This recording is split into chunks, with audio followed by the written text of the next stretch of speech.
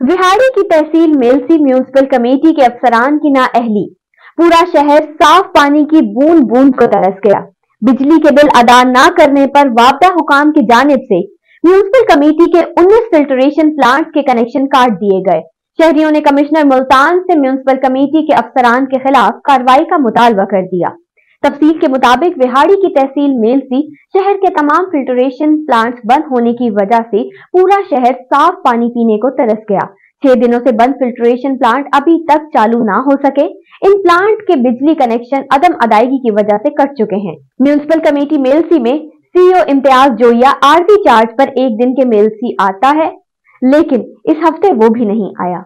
उन्होंने कहा कि म्यूनिसिपल कमेटी के दफातर भूत बंगले का मंजर पेश कर रहे हैं।